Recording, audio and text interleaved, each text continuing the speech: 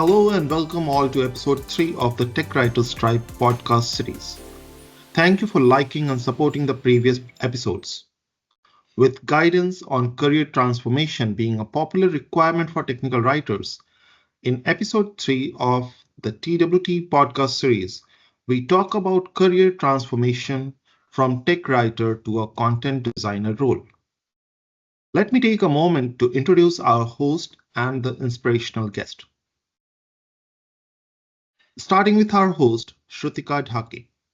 Shrutika is a seasoned technical publication manager with 13 years of experience in software technical documentation. Her expertise includes documenting products from the ground up, revamping existing documentation sets, and shaping content strategy. She is a self-taught UX advocate who deeply believes in applying UX principles to technical documentation. At her current organization, she leads the technical publication team for 6 products and contributes actively to product design and UX. Outside of her professional work, she is passionate about animal welfare and actively supports street animals. Thank you, Shrutika, for joining us. Now, let me take the privilege to introduce our guest, Sheena Lakshmi. Today, we have the privilege of hearing from someone experienced in navigating multiple roles and responsibilities in her career. She shares valuable insights on how diving deep into various opportunities and overcoming challenges can ultimately lead us closer to achieving our career goals. During her journey, she has worked in different roles such as curriculum developer, content editor, technical writer, before reaching the role of content design lead, where she contributes to the UX design team. With over 2 decades of experience, Sheena has made significant contributions in both software and hardware documentation, spearheading content strategies and driving innovation. A poet at heart, Sheena has also published her poetry collection Defiance Come Naturally to Me, available globally on Amazon. Welcome Shrutika and Sheena to episode 3 of TWT podcast series. And thank you both of you for being with us today. With this, I will now hand it over to Shrutika to kick off the interview. So, yeah, Sheena, so all of us, would love to hear about your journey of being a technical writer, then becoming a content designer. But before that, I would like to, understand from you about your various roles. Punit mentioned a lot of things that you have been doing over 2 decades. So I would like to, hear it from you. How was it? What were your experiences in all these profiles? Sure. Okay, first up, please don't thank me. For me, it's an opportunity to share my learning, and I love, mentoring people. So it's an absolute pleasure to be here and talking. And thank you, Punit, for the introduction. Um, okay, so I don't know if I have to be proud that I have done a lot of things, because some people think that you need to be consistent in your career and all that, but I don't believe in that. What I believe in is, as long as you enjoy what you're doing, it's okay if you're doing multiple things. Okay, so that's something that I have learned, and I think it's okay to do multiple things. And again, like how I got into technical writing, again, it was a serendipity. I think a lot of technical writers in my generation did not know that, okay, they're landing into something called technical writing until they knew that, okay, it was technical writing. So that's how even I landed into technical writing. So I've done my bachelor's in chemistry. I wanted to become a scientist and all that, but nothing worked. And then I've always been a writer. Like since childhood, I've always written, and I've always been featured in my school magazines and all that. So writing was always there in my blood. And the first thing that I think the first opportunity that I got as a writer was as a curriculum developer. So there was a small company, it was a startup then, Now everywhere you turn, you have startups. So it was just a company, a small company, and they were into children's educational software. So they had a lot of things like robotics, computers, and a lot of scientific sort of things. And there were like 4 people, and I was one of the curriculum developers. So what we would do is we would run the software and see. And in those days, it was CDs. Okay, so you had these DVDs. So we would play the DVDs, and then we would see how to navigate. And this was basically for the teachers. So that's how I started, and I didn't even know that that was something related to technical writing.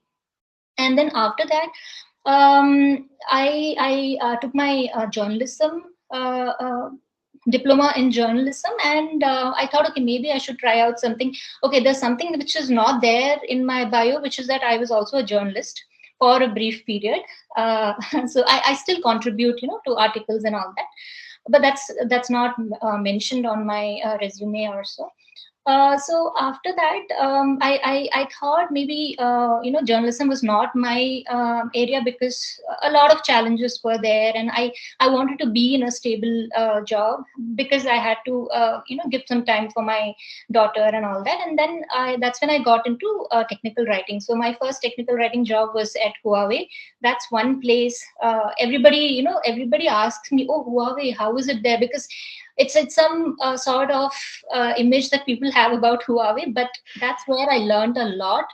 Because when you're just starting out, and when there's nobody around, you try to learn things on your own, right? And you can't learn better in that way. If you don't have anybody, I think that's the best way that you learn. You figure out things, and then you learn things on your own, and there's no boundary for learning, because you feel it's not enough. So that's the best way to learn. And then, yeah, one after the other, opportunities started coming in. And after some time, like in Huawei itself, I moved on to a technical editing role, because there were a lot of issues with respect to the language and all that, because a lot of content was authored by the Chinese authors, and there were a couple of language issues, and they were looking for cleaning up all those things. And I signed up, because I have this tendency, if I see an opportunity, I do sign up. Okay. So I signed up for it, and I was asked to lead the editorial team, and clean up all the documents. And I love challenges, so I took that up, and I did that, and it was all good. Somewhere again, I felt I wasn't learning much there, because it was mostly editing and all that. And then I again looked for another opportunity. I got into RSA. RSA was another place that I learned a lot, because they had a very structured. RSA is now part of Dell. It was earlier part of EMC, and now since EMC is part of Dell, so it's all in under one. So yeah, long story short, I like whenever I had a jump, it was always because I felt that my learning had stopped. It was nothing else, but whenever I felt that I haven't been able to learn anything, I have always tried to look for an opportunity. So that's the history behind the roles, the different roles that you see. Yeah, so that's a very good thing that you mentioned. I think not many people realize that learning is so important when you decide to switch, or when you decide to start working. I don't know how many of our audiences participants believe this, but I totally agree with you, Sheena. Learning is for me as well. It is the most important part.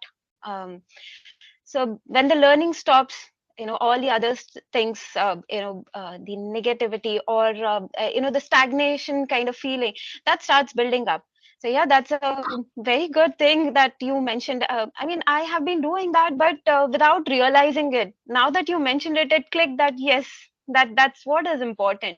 Yeah. So I guess that's how you are a content designer now. So your role right now is quite interesting, because still a few years back, honestly, I had just heard about design thinking, UX research, UX writing, but never an umbrella profile which takes everything together, and uh,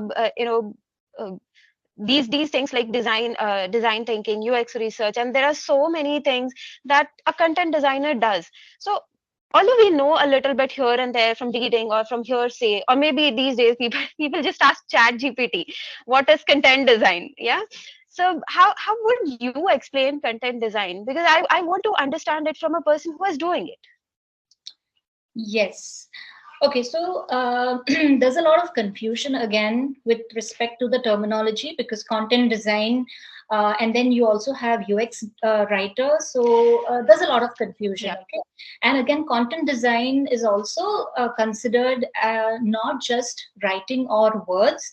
It could be any content. Like if you are, if you say, okay, we're working on some content design for a website, it could be words, it could be a video or an animation, anything to do with content.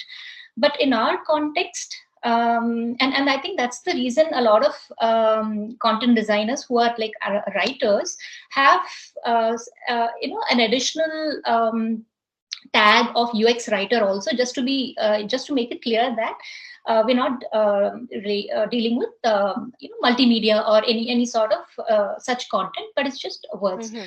So in the context of a UX writer or a writer, content design is a discipline of writing. Maybe, I mean, that's my definition. It's a discipline of writing that uses language or words to enable users navigate a digital interface. So digital is important here because, again, UX, when you say UX, that's user experience writer.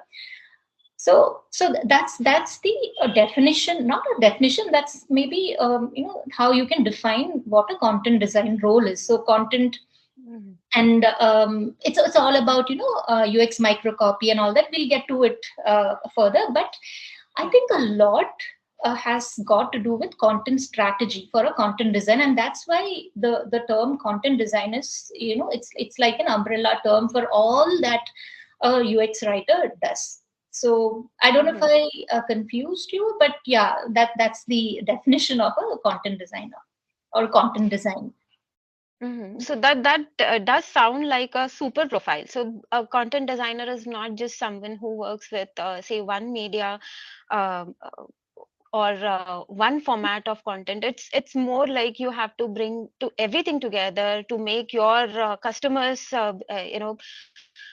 say happy at the end of the day. I think that's what matters, that your customers are able to use your products for whatever you are designing, the strategy of content delivery, of content all of the deliverables, like the videos, the blogs or white papers or even technical documentation. So it does sound like a super profile to me, because so many skills are coming together to form one strategy for the product's success from user's perspective. So there are Yes. so many skills that you spoke about, but if you had to name three skills that are absolutely important for being say a content designer or a successful content designer, what would those be? I know it's an unfair question probably, because um, it has to be a combination of all three skills, but if you have to advise people about three skills, what would those be?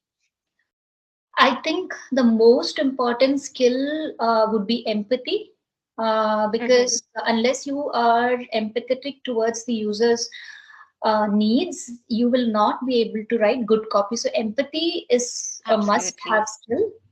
Of course, good writing skills, and if you have to see, your content as part of a larger whole, you need to have analytical and critical thinking skills also. So I would say these are the three skills. Like, one is empathy, one is writing skills, and analytical and critical thinking skills. Yeah, wow. That wasn't most when you ask this question to most people, I think most of them would answer, okay, you need to know user research, you need to know UX writing, need to know the guidelines, you need to know the style, the standards. But this is such a beautiful answer, because without empathy, one cannot understand what your users really need. right? So such a Exactly. beautiful answer. Yeah. Apart from these skills, so when you talk about empathy and writing skills and analytical skills, so I feel that writing probably can be learned to some extent. But what about empathy and analytical skills? So analytical skills, I think they can still be a method devised to understand and analyze the situation, the scenarios, your customers' personas. But what about empathy? What do you have to say about that? It's not a skill that can be learned. Exactly. So, see, that's why processes help, okay? And that's why Mm-hmm. design thinking is actually at the core of content design. And that's why people, recommend that you know and learn the design process if you want to be a good content designer. Because, Mm-hmm. empathy can also be nurtured, it can be grown, but it may not be an innate, capability Mm, you, but it correct. can be honed. So all these processes like design thinking and user research, okay, user research, all of those are part under design thinking. So let me just tell you, if you can understand how design thinking process can be implemented, or if you can understand the process, you will automatically learn to be empathetic. So I think that's very key here. I mean, Mm-hmm. that's the key point here. Mm-hmm. Yeah, yeah. Because I honestly feel that uh, when you are working in a profile where you have to cater to customers, to users' needs, empathy must come first. Without that, you will not understand. Even for technical documentation, I feel that you need to be able to visualize your users' needs and wants, and then probably take it forward from there. So now that brings me to my next question. You mentioned about understanding the process of design thinking, to understand what are the foundations and how does it work. So do you think or do you recommend people to take up learning these concepts and these uh, uh, things like UX design, design thinking, formally, or do a certification? How important do you think that is? See, I don't think a certification is necessary, but an understanding is a must. I would say Mm-hmm. it's not even a recommendation, but you need to understand how what design thinking is all about in order to add value to your design process. So Mm-hmm. certification may not be necessary. You can just read up. You try to apply design thinking to now for each and every thing that I do. I try to apply design thinking, and it works like magic. So Mm-hmm. I would say just read up about it. There are plenty Mm-hmm. of courses, free courses Yeah. available. I started learning about design thinking from IBM, and they have, I think, two journeys where it's free of cost. You just and they have a beautiful way of presenting it. And on LinkedIn, there are like a teen number of courses on design thinking. And I've also Yeah. listed one course on, I think it was on Coursera, which is from Google, which is a very good Mm. course. So Yeah. understanding, and just understanding is not enough, but try to apply it wherever possible. So only Mm-hmm. once you apply, it will be retained in your memory, and then you'll know when to use what in a when you are faced with a challenge. So it's Mm-hmm. basically problem solving. Design thinking is nothing but problem Hmm. solving in a methodical way. Right. Right. So so now when you just mentioned that whatever you take up, you apply design thinking to it, and it works like magic. So how do these opportunities arise? So not just because you are a content designer now, when you started. So the I get to hear this a lot from technical writers, that no, we don't get this opportunity to do UX writing. So how to go ahead for such people? As in where there is a lack of opportunity, some people genuinely do have a lack of opportunity for multiple reasons, like they are so tied up with technical documentation and there's a lot of work, so they hardly get time to explore uh, uh, in their work environment, where they can practically apply those concepts. So for such people, would taking up a course help, so that they can do some exercises and probably create a portfolio kind of thing? Yeah, again, it all boils down to why you want to do it, okay? Because Mm-hmm. whatever you do, there should be an intention or a goal Correct. for it, right? Just because something is popular and just because somebody else is doing something, don't go for it. So try to introspect and Mm-hmm. understand why you want to do a certain thing.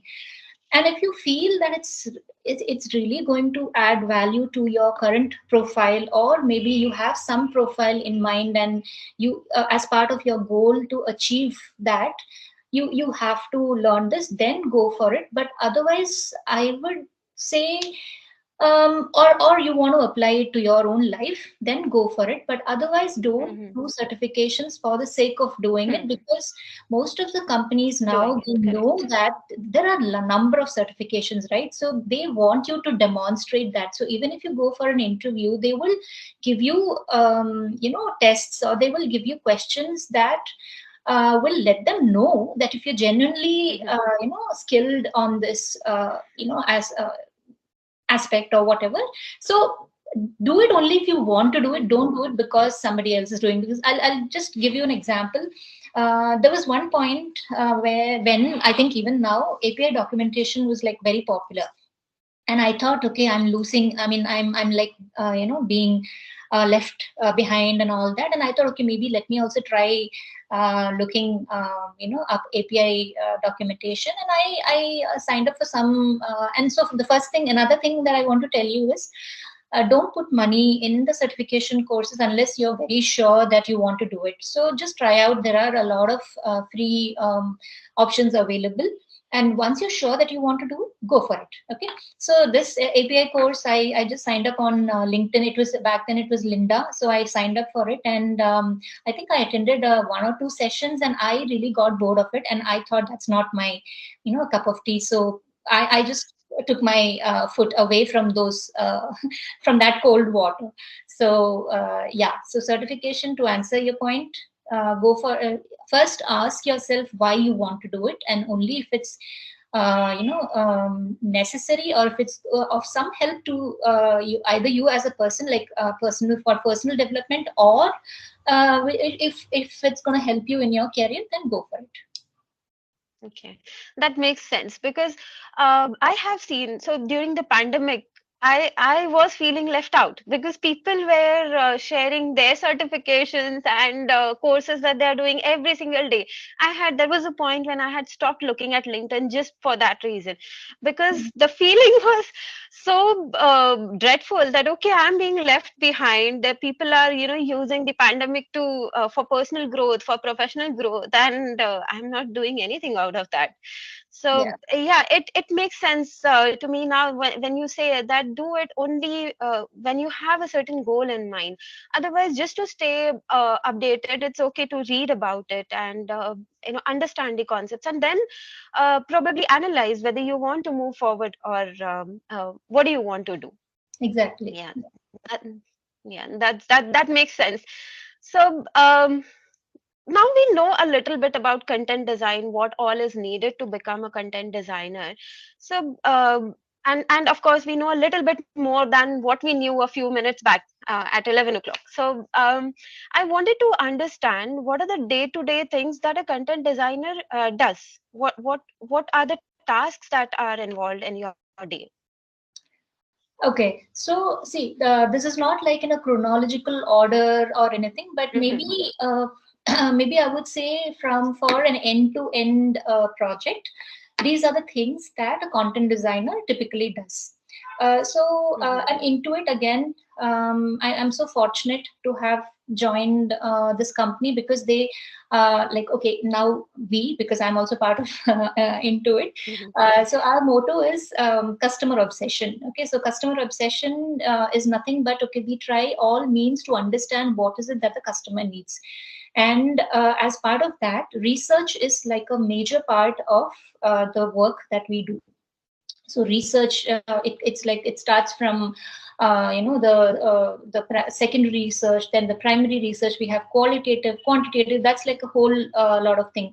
We won't get into the details of that, but so as a content designer, it's again, it's not part of the process, but it will tremendously help if you are part of the research session. So research session, it could be a survey. So when you have a survey, you take a look at the survey questions and you see if as a writer, where is it that you can add value to it. So that's one task that a content designer would do. Take a look at the survey questions or take a look at the research brief and see where there are gaps and see if you can add some value to it from the perspective of a writer. And then during the customer sessions, just be attentive, listen to what the customer says, like verbatim. Just listen and make a note of the things. There might be things that you wouldn't have thought about in terms of terminology. Like for example, there was one instance where we were working on a feature called forecasting for I work on QuickBooks. That's a financial platform for small and medium business users. So we were trying to understand what are the needs of customers in terms of forecasting. When we say forecasting, and a lot of customers started talking about something called projection. So which we knew that there was something called projection, but they were using it interchangeably for forecasting. So that's when we understood that. So this is what the customers understand, users understand about forecasting and projection. So now in my copy, when I write, I will try to incorporate these flavors. Okay, I will bring in projection, and somewhere I'll bring in forecasting. So that's one part. So research is a very integral part of content design, and that's one thing that we do. After that, we have so the designers work on the concept, the product, the design concepts and all that. And once it's in a decent shape, we get in. That is, the content designers get in. And here it's not like, okay, you can't get in during the concept stage or nothing like that. It's like free for anybody to contribute. But since usually what happens is, in a company, the ratio of a content designer to a designer would be maybe 4:1, maybe, because for every 4 designers, and this is not a, please don't quote me, it's just a from experience I'm saying. So 4:1. So if there are 4 designers, there'll be 1 content writer. So we'll be working on multiple streams. So it's like we won't have the time to participate in all the concept discussions and all that. So but it's always good to know how the design is shaping up. So once the basic concept is ready, then we get in, and then we come and look at the content. So when we as a content designer, when we look at the design, we don't have to. In fact, we should not think only from the perspective of content. We need to see how the content is in the entire design, and we can also suggest changes to the design, because a designer is working on particular feature or a particular stream. But as a content designer, we have visibility into the larger scheme of things. So we may be able to tell that, okay, fine, in a similar feature in this stream, this is how it was. So how is it that we're going to bring in consistency? So we can add value there. So that's another thing that we do. We participate in design discussions. We participate in brainstorming sessions and all that. And after that, we have a process of coming up with the content and all that, and we have a very good style. What do I say? A design, a content design system where we can go in and look for inspiration and guidelines and all those things. So that's something. That's another. I mean, as technical writers, I don't have to tell, because everybody knows about style guides and all that. So that's another thing that we do. And after that, again, we have to also interact with the product managers, because the product managers are the ones who first come in with the concept idea, and then we all discuss and thrash out what is to be done. And after that, we also work with the product development teams, because here again, I had volunteered, again, as part of my curiosity, I had volunteered to do an accessibility audit for the feature. and I learned a lot during that accessibility audit. And so I had to interact with the developer, because they had not taken care of, it's not that they hadn't taken care of, but it was not their priority. So I just did an audit, and we found a couple of issues, and then we sorted those out. So that's another thing, that's another intervention that we work with. And also after that, we also do some sort of content testing. So we do some card sorting and stuff like that, and we do content testing also. So there we might also interact with the marketing team. Now for onboarding, when we create an onboarding flow for a particular feature, we have to interact with the marketing team. So it's like we touch upon all the functions in the product development cycle. Yeah, so that's a lot of collaboration. Yes, Uh, yes. way a lot of collaboration. So so not to draw similarities, but technical writers struggle a bit. Not to demean the profession, but I have experienced this, that technical writers face issues, have trouble in collaboration, and so that hinders the quality of the content that we deliver. But here I see that as a content designer, there is so much of collaboration that you are doing with different stakeholders at different stages of your project cycle. So do you think that technical writers, it's a reverse question now. So do you think technical writers can also be a little bit of content designers? Because I feel that as technical writers, we should interact with all the people that you mentioned, the product managers, the designers, the developers, and then at the end with the marketing team as well. So I do that in my company, but I am not sure how many technical writers really get a chance to do that. So do you think that uh, uh, technical writers also are a little bit of content designers? Yeah, of course. Yeah. I mean, so that's when I say, uh, like in terms of the deliverable, maybe not, because technical writing Mm-hmm. is different Correct. from Correct. UX writing. But in terms of the function and the day-to-day, activities that we do, there is a lot of overlap. Yes, Mm-hmm. that is for sure. Because at SAP, when I was working in SAP, I was not just a UX writer. I was also a technical writer. I was a sales writer. I was a marketing writer. I did everything. And I did all of these also. Like I used to interact with I had to interact with the video journalism team, the marketing teams. And I would say, I think we should just go for it. No, we should not say that okay, True. we don't get True. the opportunity. I don't think True. opportunities will come knocking. I think we should go knock at Absolutely. that. Yeah, Absolutely. Some doors may open, some may not, but you exactly, won't know unless you knock. Yeah. exactly. Yeah.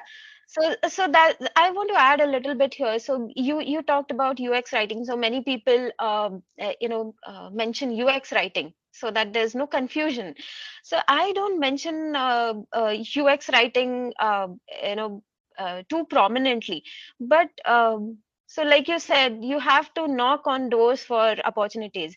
So for everyone here with us today, this is a very important thing that Sheena mentioned, I feel, because that's what I did. I went and spoke to my manager that I want to do this. I see these things on the application UI that can be improved. So let me do it once.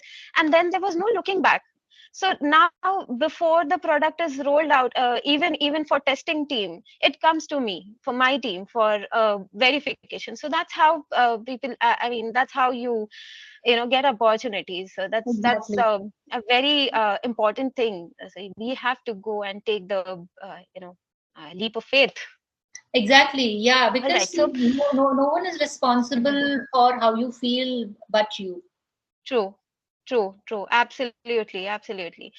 So we spoke a lot about content design, and when I had put up so little bit of background here for everyone else who don't know how this interview came into picture.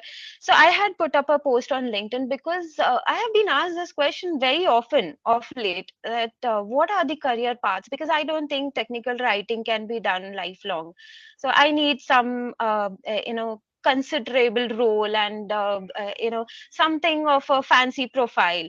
So I used to wonder, what is this fancy profile? So that's when I put out that post on LinkedIn, and I'm fortunate to come in contact with you. So that was the background, people, for the this interview. So that LinkedIn post, that culminated into this interview. So again, knock on doors. I had put up an open question that please connect me with people who have transitioned, so that we can get some answers. So now moving to the transition journey, Sheena, because I think everybody is waiting for the transition journey, to hear about the transition journey. So at what point of your career did you feel, or did you decide that you need to move from technical writing to some other field? I'm not sure whether immediately you knew that you wanted to be a content designer. So when did that happen? Was it something that happened organically? I know you spoke about it, but was it a measured step, or it happened organically? No, it was not like an aha moment and then one day I woke up to become a content designer. No, definitely not. But True. like I mentioned earlier, I always liked, and I still do. I like to push my boundaries. I don't like to set limits. To what I can do. So I tried to explore things. Like when I was in McAfee, we had this side gig or side project where we would explore into what is happening in the technical writing world. We had formed a task force and we wanted to know what's trending in technical writing, and then we got into we zeroed down on writing for chatbots, because at that time it was like, I think 5 years ago, chatbots was like a big thing. So we did a lot of research, because that kept me motivated, because I was a technical editor in McAfee, and it was not, it was like a routine mundane task, editing and all that. So I needed something to keep me inspired. So that's when this came, that is conversational writing. So when we did that presentation, and we had presented, my colleague and I, we presented at the STC session, writing for chatbots. And when I started working on the presentation for that, I was like totally lost. I didn't know how to get started. And then I was looking for inspiration. And then that's when I came across design thinking. And I just took one, small course on design thinking. And then I somehow magically, the presentation just came into, shape. And I started getting interested in design thinking. And again, I joined SAP for other reasons, not because I knew SAP was into design thinking and all that. But I think one thing, at the core of all these things was my intention. And I would say, I'm getting a little philosophical here. If you have an intention in your mind, I think things like will fall into place. Okay, so that's when things fell into place. I joined SAP, and SAP is one of the pioneers in design thinking, and they also, for them, philosophy, design thinking is at the core of their philosophy. So when I got into SAP, I again moved to the design team. We were one of the first few teams to be under, that is the writers to be under the design team. And I owe everything that I know about design now to those designers, like such wonderful people who helped me understand. I was so intrigued by this whole process of design, and I knew that, okay, this is something that I want to continue doing. So that's maybe the moment that I decided that, okay, I need to chart out a plan in order to achieve all this. So that's when I started learning things, because I knew, okay, understanding research methodologies is important. So I had a plan for learning research. I asked my manager if I can sign in and then there were a lot of resource crunches, and she said, okay, you can do it as a stretch goal. I said, yes, I can do it as a stretch goal. Let me do it as a stretch goal. So all of the learnings that I did were stretch goals. And I've been able to, productize. I don't know, productize is the right word. I've been able to add value to my team as well as me as a person. Like professionally also, I was able to add value to my resume because I just took those up. So it was not organic. It was an organic transition into this. And but after that, I had a plan. I had a plan to achieve those goals. Yeah. Yeah. So, when you speak about stretch goals, it again boils down to stretch goals and intention. It again boils down to the thing that we just talked, that we have to take initiative. Yeah. So Yes. to get ahead. So transitioning, I feel transitioning to anything, it's not just from one profile to another. From say say you are a technical writer today, you become a senior technical writer maybe in 2 years down the line. So intention and motivation and everything, so that you mentioned. So I personally feel that apart from what you do in your day-to-day job, there has to be intention to work on your stretch goals as well. Without that, I feel that we'll end up saying, no, we didn't get the opportunity, or no, we didn't get the time. So yeah, so a little more from you. I want to understand a little more from you. You mentioned about creating a plan once you knew that, okay, you want to proceed in this direction. So I wanted to understand, did you like sit down and chalked out a path for, say, next 5 years? So we get this question in interviews, right? That where do you see yourself in next 5 years? So did you do something like that? I didn't have a 5-year plan, but I did have a I did have a plan for. So what I usually do is, again, that's why I keep chanting about design thinking, because you can apply it for anything and everything. Okay, so what I did was, at that time I looked for, this is something, it's kind of cheating, I don't know if I can say, but I used to look for job descriptions for content designers and UX writers on maybe LinkedIn or Naukri.com, and I would look for the features. I mean, not features, the qualifications or the kind of the skills they are looking for, and then I would just make a note of those skills, because like it was fairly new, right? UX writing. Correct. And even internationally, I think it's fairly new. So I would, and I had signed up to a lot of these newsletters. One is called UX Content Collective. They have lovely articles on, the journey of UX writing and everything. And then there's something called UX Writing Hub. So I had signed up to a lot of newsletters, and I keep getting those newsletters and all that. So I would just pick out the keywords and things that are essential for a UX writer, and then I would make a list of that and see where I lack, and then I try to look for. So again, I have not paid a single rupee, I think, for the courses that I'm not encouraging people to do that, but I was fortunate that I had the time to learn, and on the job I had the opportunity to demonstrate those things on the job. But of course, certification courses do help if you want to accelerate your transition. So that definitely helps. And again, design thinking also, I was fortunate because I didn't have to pay, because SAP was paying. I mean, my org sponsored that. So in that way, I was fortunate in a lot of terms. And sorry, what was the question? What am I getting at? I was asking you about your plan. I Yes. asked whether you had a plan for 5 years. Exactly. Yeah. Yeah. So then, so first, I would recommend everybody, what you should need to do is, you need to do a self-assessment of where you stand today. Okay.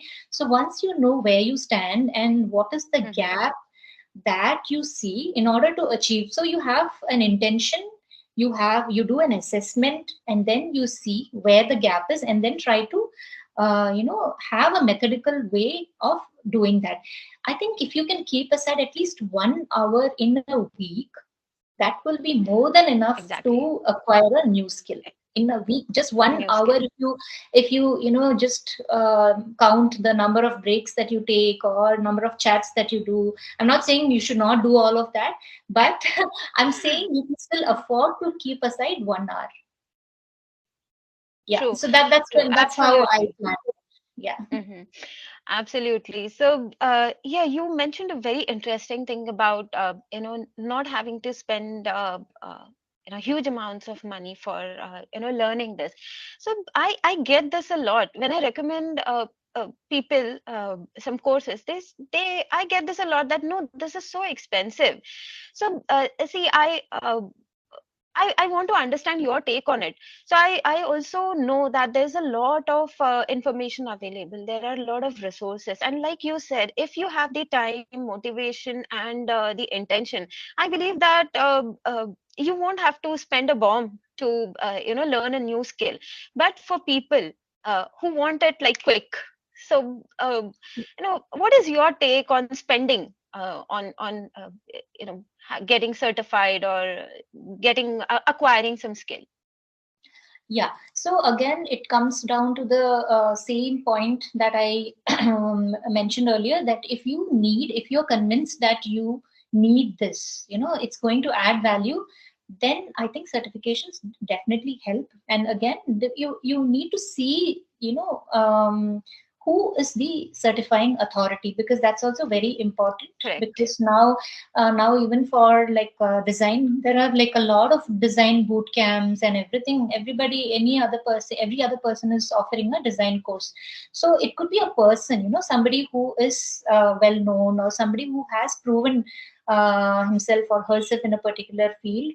If it comes Mhm. from such people, credible people, then I think you should go for it. Because the reason I'm saying this, see, I learned it the hard way, but now I know, how things work. So I exactly know what you need to do to, do these things. So, okay, I'm not saying that I'm somebody who is suitable of giving a workshop, but then I would definitely say yes, I can, give, or I can vouch for certain things. I know what works, what doesn't work.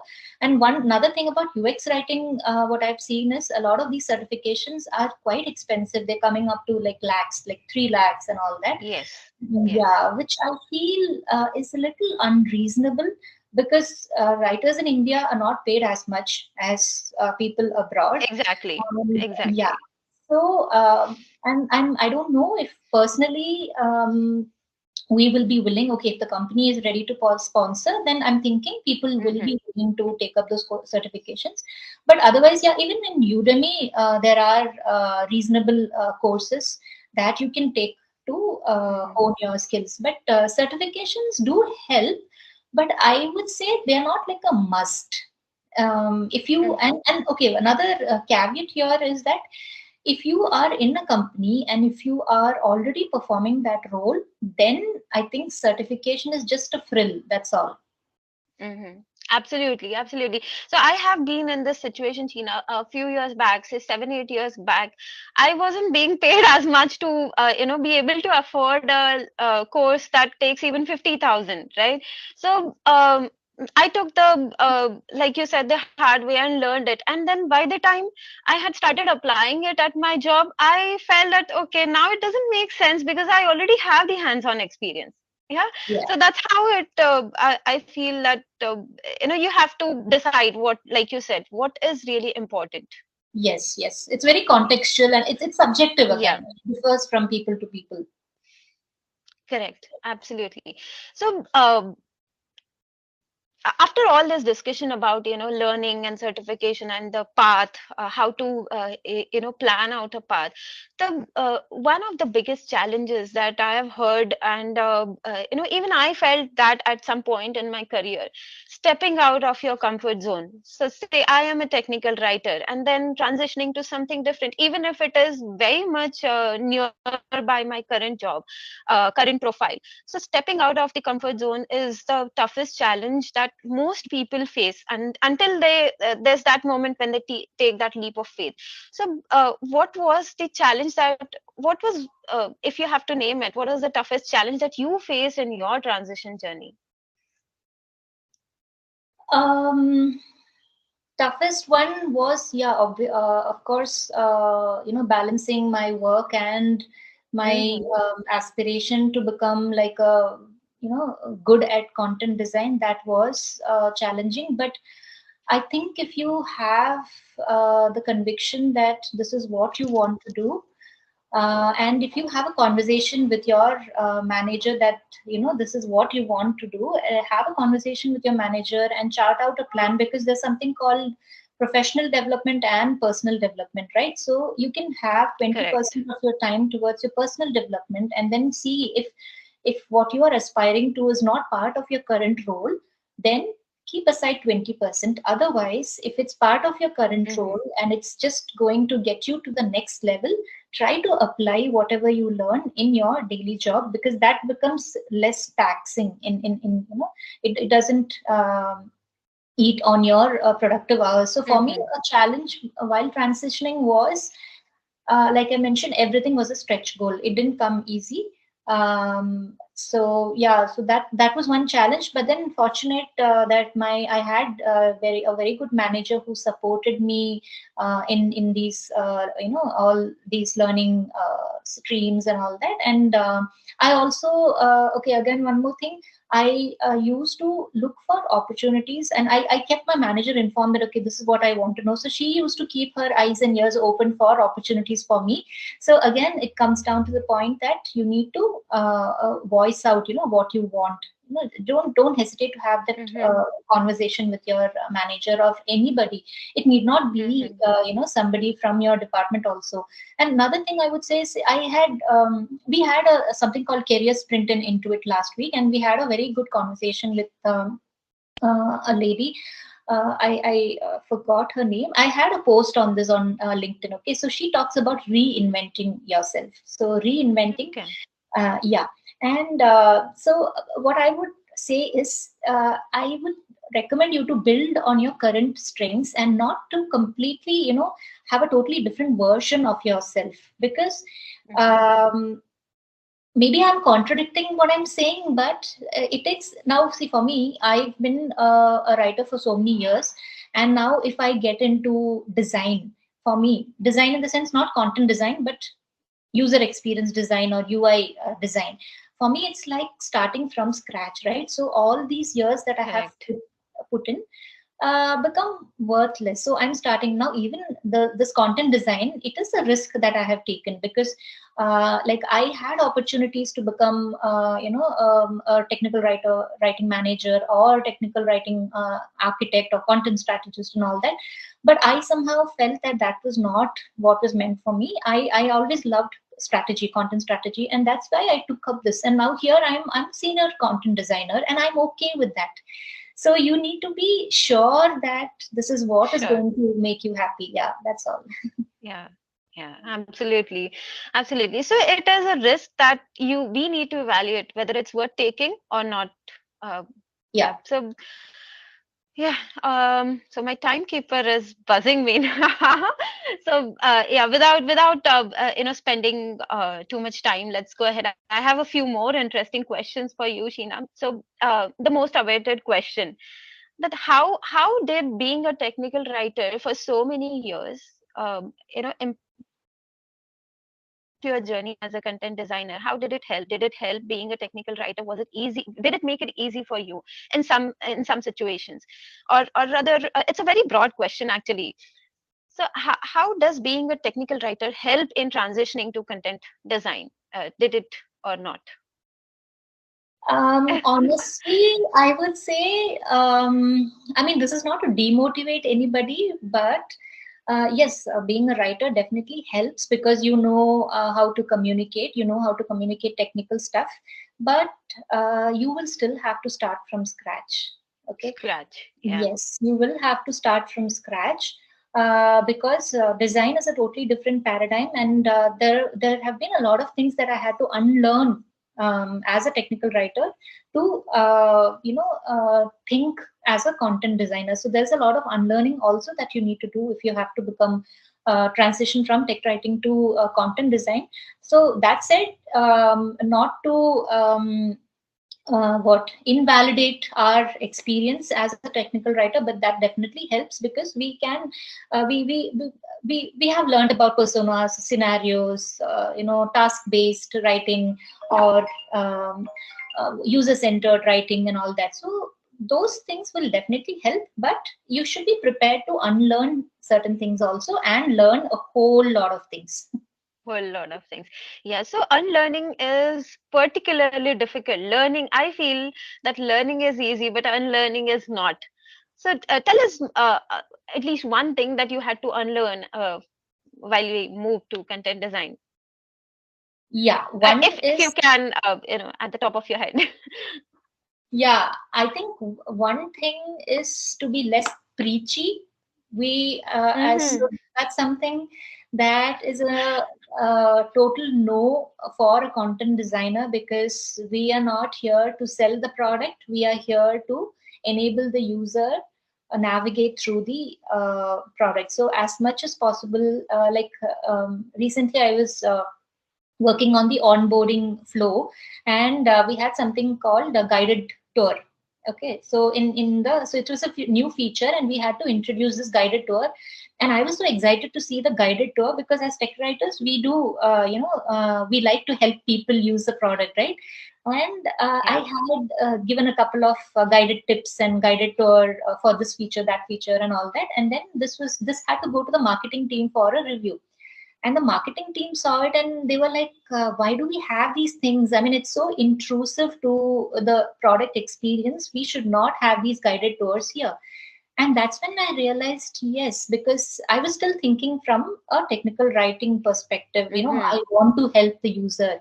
But the idea of a good design is that the design should be that intuitive that they shouldn't need help or an additional support in True. order to perform a particular task. So that was something that I remember, that happened recently. So I now try not to be preachy wherever I can. Yeah, that's a very interesting take. So now that you said it, I realized it. Yes, I am a technical writer and I do it often. So so yeah, being preachy is one thing that technical writers or tech com professionals tend to do. Yeah, Yeah. so true. So you mentioned about unlearning things, but continued learning is also important, I feel. So especially in fields like content design, where there is so much being updated every day you get to know that some research is being done, there are some research results being published, there is so much information and education and new courses coming up, new terminologies coming up. So how does one filter out the noise and pick the correct learning path and continue to learn? Because I feel that it is important to keep learning. Yeah, I would say we should not overdo it. Okay, I think the key Mm-hmm. is not to overdo it. Maybe sign up. Now, for example, if you are a UX writer and you want to know about things that are happening in the UX community, sign up to maybe a maximum of 3 groups. Okay, Mm-hmm. maybe sign up for newsletters from the pioneers in this field. Like I would say pioneers, I would say UX Content Collective. They are very good at, they have a Mm-hmm. focused community for UX writing, and they have very well written articles. And then the UX Writing Hub is also True. good. So these are the True. things. then networking. So networking with the right set of people.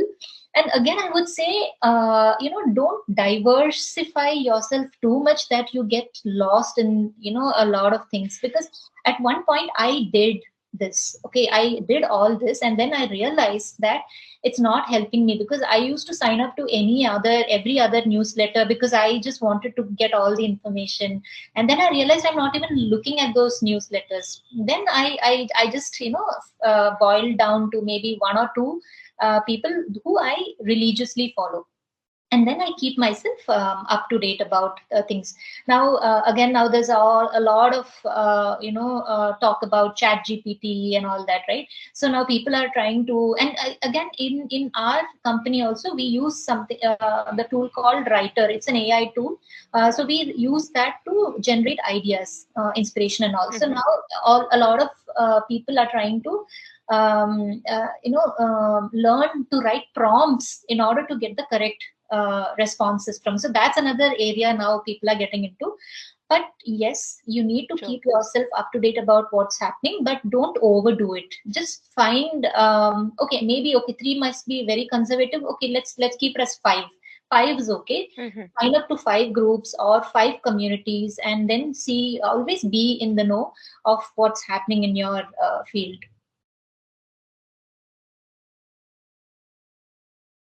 What an insightful discussion, wasn't it? So before we conclude, I would like to take a moment to express my sincere gratitude to Sheena and Shrutika for this insightful conversation. Shrutika, your questions were thoroughly crafted and are sure to resonate with our listeners.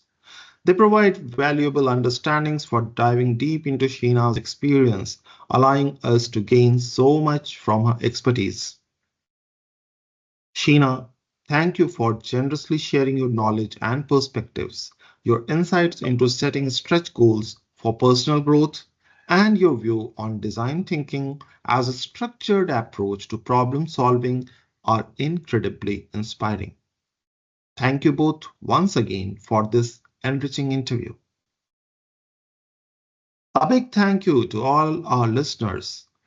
Do stay tuned for our next episode in November. Thank you.